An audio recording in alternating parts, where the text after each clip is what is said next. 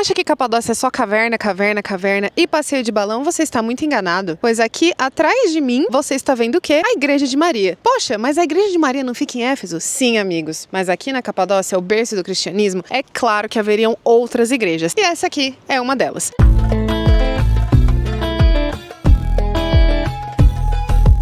Eu tenho um vídeo icônico no meu canal, onde no ano de 2020 eu invadi uma propriedade privada, no caso a propriedade privada era essa, enquanto essa igreja ainda não tinha sido restaurada. Essa é a igreja olhando do lado de fora. Teoricamente tem um portão ali que não é pra ninguém entrar, mas como eu sou meio fora da lei, espero que a gente não encontre nada absurdo aqui. Definitivamente não era pra eu estar aqui.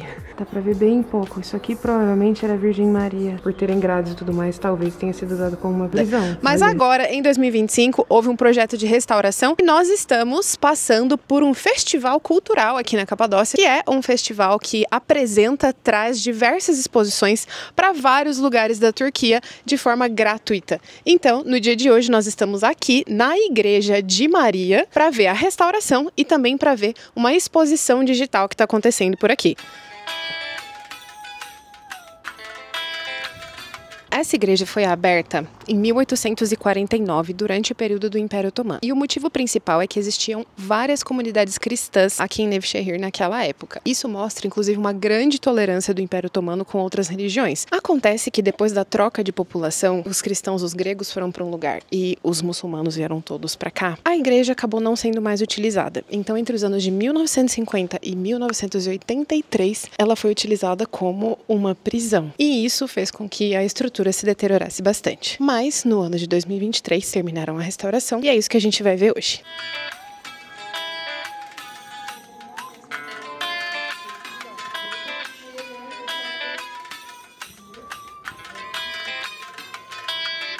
Essas imagens são centenárias, gente, e elas são importantes para nós porque existe uma falácia de que a Turquia é um país muçulmano e sempre foi muçulmano. Mesmo durante o Império Otomano existiam diferentes povos convivendo aqui em harmonia e isso fez, tornou possível com que povos cristãos se baseassem aqui na Capadócia. Isso tudo são pinturas antigas que foram descobertas, restauradas e tratadas da melhor maneira possível. Como vocês podem ver, os rostos foram removidos, mas a restauração, o processo de restauração foi feito de maneira magnífica. Olha, não podia ser mais bonito, sabe?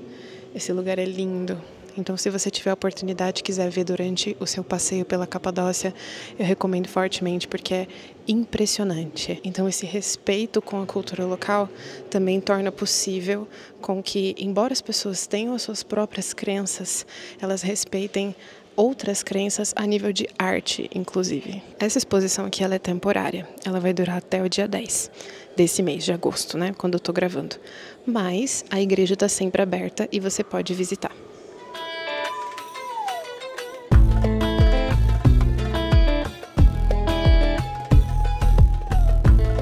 Você não tenha tempo de visitar Éfeso, onde existe muita coisa relacionada ao cristianismo, e sim, existe a casa de Maria lá, eu acho interessante que se você tiver tempo de vir para Capadócia, você visite essa igreja, porque a restauração foi muito bem feita.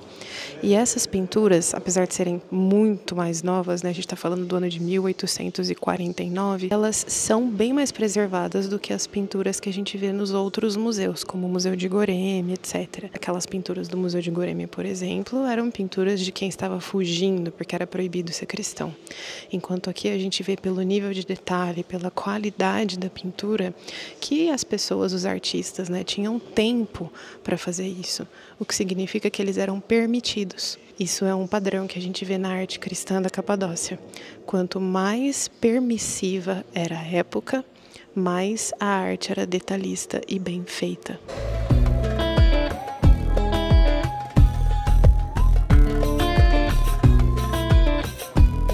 Eu particularmente quis mesmo mostrar para vocês a igreja, porque eu acho que a igreja em si é de um valor inestimável, tanto para a arquitetura quanto para a história daqui e a história do cristianismo também, que se entrelaça muito com a história do Império Otomano aqui na Turquia. Eu vou mostrar para vocês um mezanino e daqui nós vamos para a cidade subterrânea que tem aqui do lado, que se chama Kaya Şehir.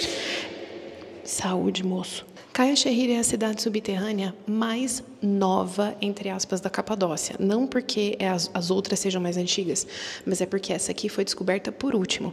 Em 2019, ou seja, enquanto eu já morava aqui, perto do shopping center, descobriu-se um conglomerado de buraquinhos, e isso significa cidade subterrânea. Então, no ano passado ali, foi feita a inauguração e agora ela está aberta para ser visitada. Então,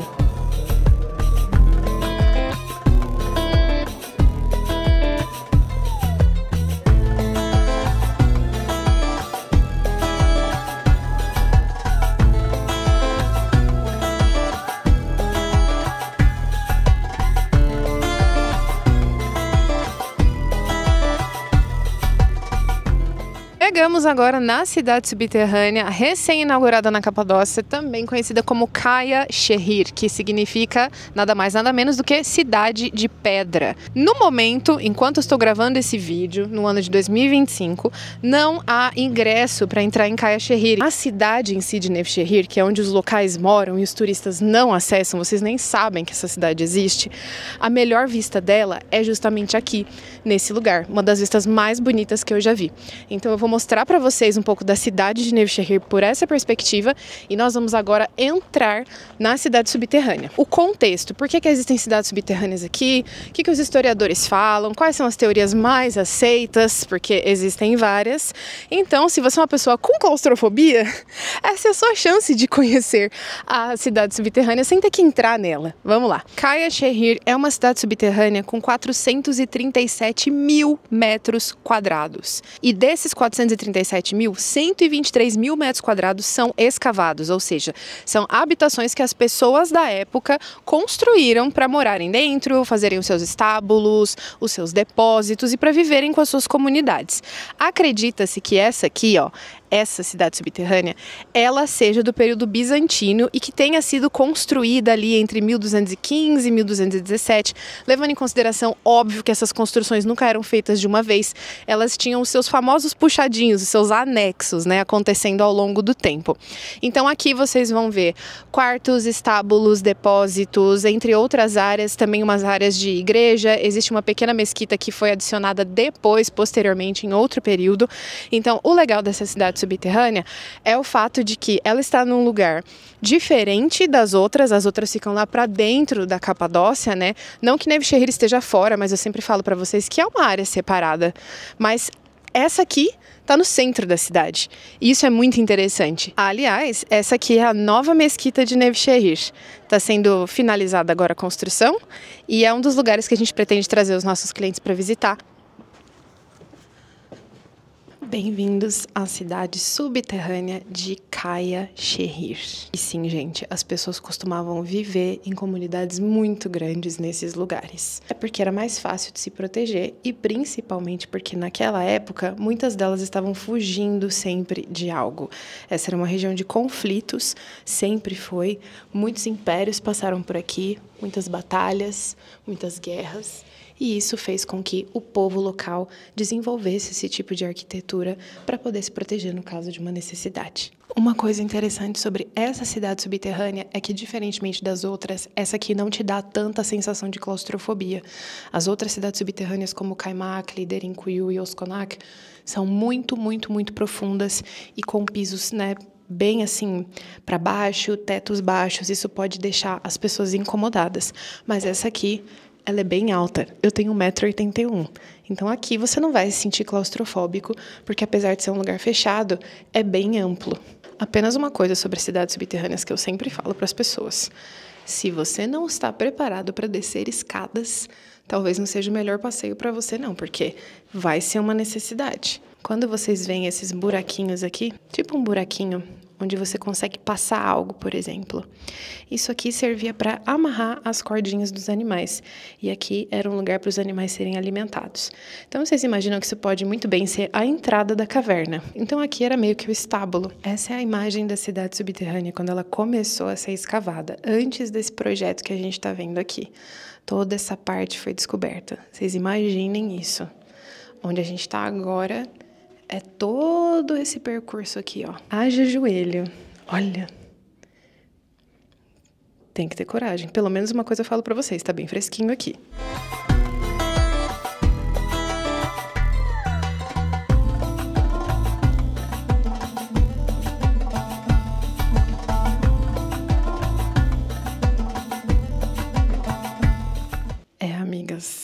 Esse é todo o caminho que a gente desce para chegar aqui embaixo. E aí, teriam coragem? Deixem aqui nos comentários. Muitas famílias acabavam morando aqui durante longos períodos para se abrigar, tanto de conflitos, quanto de condições climáticas adversas, quanto pelo fato de que muitas dessas gerações acabaram crescendo em lugares assim e tinham esses lugares como parte dos seus hábitos, né, habitacionais. Então, as cavernas acabaram se tornando parte do que a Capadócia é. Muita gente que eu conheço, tipo amigos mesmo da minha idade, tem avós e bisavós que tiveram cavernas, moraram em cavernas durante um tempo. Não é algo tão distante assim da realidade. E óbvio, quando a gente faz os nossos passeios, quando você faz os seus tours guiados pela minha agência Segredos da Turquia, você tem a oportunidade de conhecer esses e outros lugares com guia de turismo para te contar e te explicar tudinho sobre a Capadócia e sobre essas cavernas. Ai, o que é que eu não faço para gravar conteúdo para senhoras? Eu sempre falo, não tá preparado? A gente pode pular esse passeio, mas é muito legal. Porém, tudo que é legal nem sempre é fácil, né? Isso aqui, se eu não me engano, é um tandoori. E se você não sabe o que é um tandoori, é um forno. As pessoas cozinhavam aqui. Então, acredita-se que essa era a cozinha da cidade subterrânea. Ah, mas você viu um buraco no chão e você acha que aí era a cozinha? Tem algum motivo? Sim, amigas. Teto preto, indicativo de fumaça. Alguma coisa estavam preparando aqui de comida. Eu não sei vocês, mas eu sou apaixonada por esse tipo de lugar. Acho incrível. A maioria das cidades subterrâneas tem essa configuração. Por isso que eu falo que a pessoa tem que pensar muito bem se ela quer visitar antes ou não. Porque você entra por um lado e sai pelo outro. E a saída, gente... tá pior do que a porta estreita do céu, essa aqui. Como é que nós vamos passar? Gente, olha o tamanho desse buraco. É muito apertado. O único jeito de sair é passando. Em primeira mão pra vocês, a blogueira tentando passar pela porta estreita. Eu tenho que voltar pra academia.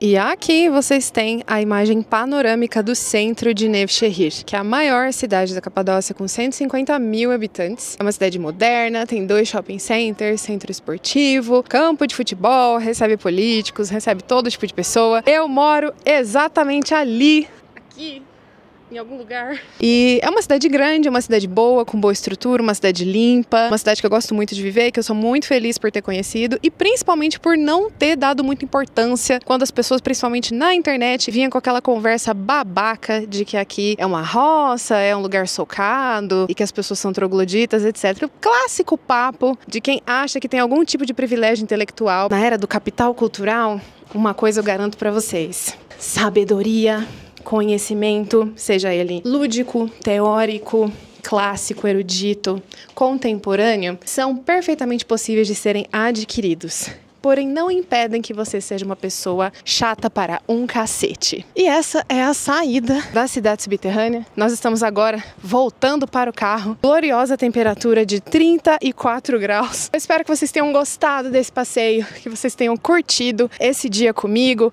tenham gostado de ver a igreja, tenham gostado de ver a cidade subterrânea. Perdoem a minha falta de ar. Deixem um comentário, deixem um like, um beijo e a gente se vê então no próximo.